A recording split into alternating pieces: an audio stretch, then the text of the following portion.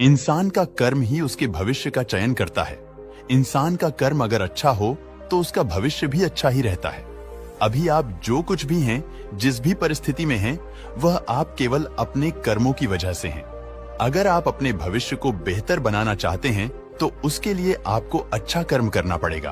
अगर आप अपने जीवन में एक भी अच्छा कर्म करते हैं तो उसका फल आपको अपने आने वाले भविष्य में एक न एक दिन मिल ही जाता है। आइए इस बात को हम इस कहानी के माध्यम से समझते हैं। एक गुरु और उनका एक शिष्य एक जंगल में कुटिया बनाकर रहा करते थे।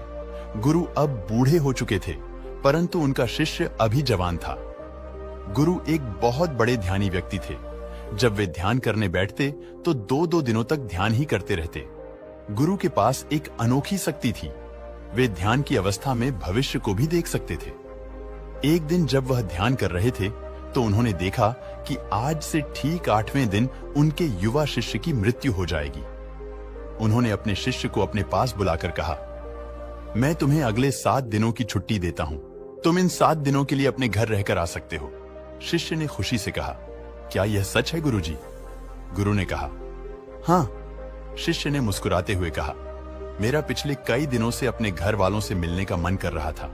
गुरु ने कहा, ठीक है, अब तुम जा सकते हो, लेकिन याद रहे 8वें दिन की शाम तक तुम्हें यहां वापस आना है।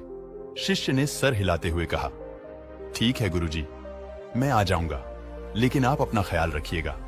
अब आप बूढ़े हो चुके हैं, इसलिए आश्रम का कोई भी कार्य हो, आप उस कार्य को मेरे लिए छोड़ देना। मैं वापस आते ही उस कार्य को कर दूंगा।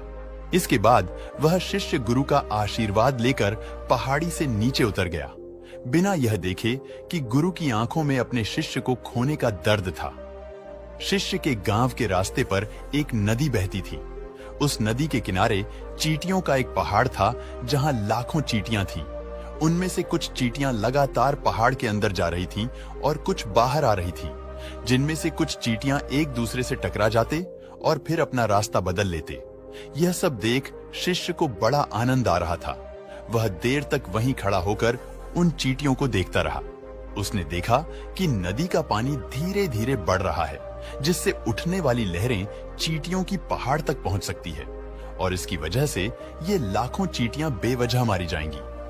यह सोच उसने तुरंत ही अपने ऊपर के कपड़े उतारे और उसमें मिट्टी भरकर चींटियों के पहाड़ के चारों तरफ घेरा बना दिया।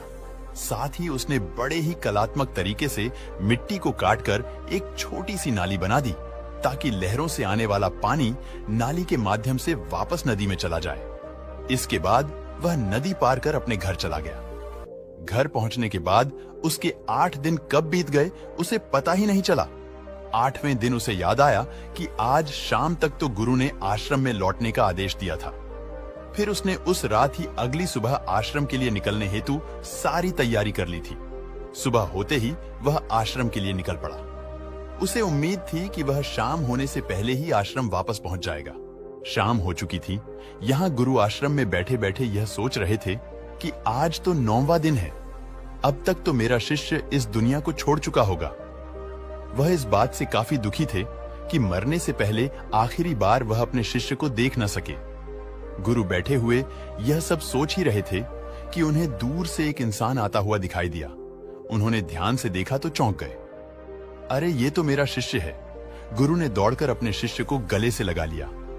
लेकिन वो इस बात से आश्चर्यचकित भी थे कि 8 दिन बीत जाने के बाद भी अब वो शिष्य जिंदा कैसे है। गुरु ने शिष्य से कहा, यहां से जाने के बाद तुमने क्या क्या किया मुझे बताओ। तब शिष्य ने चींटी वाली कहानी गुरु को सुनाई। कहानी सुनते ही गुरु को यह समझते देर न लगी कि शिष्य ने लाखों चींटियों की जान बचाई थी, और उसके इसी कर्म का परिणाम है कि शिष्य को एक लंबा और खुशहाली भरा जीवन प्राप्त हुआ। इस कहानी को सुनने के बाद गुरु के मुंह से अनायास ही निकल गया कि कर्म लौटकर जरूर आता है। शिष्य को गुरु की इस बात का मतलब समझ नहीं आया, लेकिन उसने पूछा भी नहीं। नमो बुद्धाय।